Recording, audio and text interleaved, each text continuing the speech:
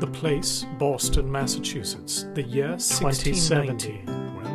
1619. Well, it can't be both. Really? The accent is terrible. Fine, but why can't it be both 1619 and 2070? It's also not Boston, right? You got me. True, it's Plum Island, but it's the most representative of what Boston Harbor used to be like. It's a reference landscape. Ah. When they trot out the maps of the impacts of projected sea level rise on contemporary Boston, you're seeing the old shorelines. Right. The implication is we'd better do something, or this is what we'll have. But let's try something. Okay. Let's say the year 2023. Oh, man, come on. Fine. The year is 2023. A changing global climate is no longer a debate, a question, a test of belief. It is the field for and of operation. The east coast of the United States, once considered threatened by sea level rise and increased coastal and riverine flooding, has become a front line for re-engaging with the idea of infrastructure.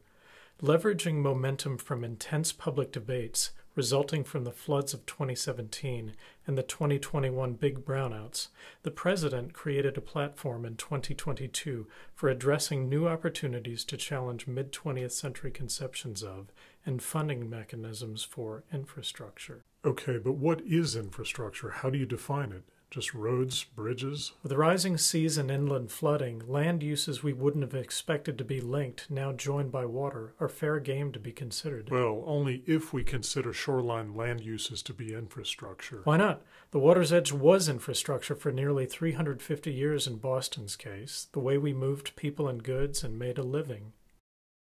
So look again at Boston Harbor.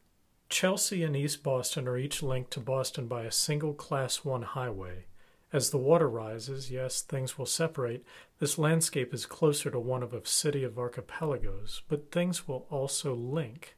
Note the land uses not normally associated with each other that will now be linked. Open land, industrial, junkyard, transportation. Sure, why not? New wildlife corridors, new areas for natural succession, a return to the salt marshes and mudflats of pre-colonial times. We know lots of surface parking will be. Look along Chelsea and East Boston's waterfront. Underground storage tanks. Who thought those would be below sea level? Maybe they become future aquaculture. Come on, an old fuel storage? Toxic stuff. Heard of bioremediation? Fair enough. Even cemeteries. Cemeteries? A cemetery is not infrastructure. It's not even a use, really. No, it is for urban wildlife. Mount Auburn Cemetery, taken over twice a year by migrating birds, largest open area to hang out as they fly north or south. And as waters rise, what interactions with the demographics of communities? What do you mean? Take Chelsea, 45% foreign-born, 65% from Latin America.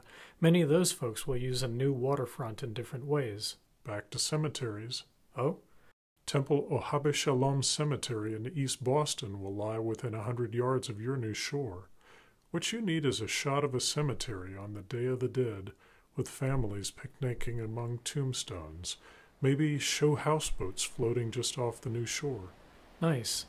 But you think we actually need that shot? Yeah. You don't think? No. That's for the imagination. You know what they say about radio, like TV, but with better pictures. They'll be able to see it. The flickering of votive candles reflected in the water. Maybe they'll even be able to hear it. The lapping of the waters on a once and future shore.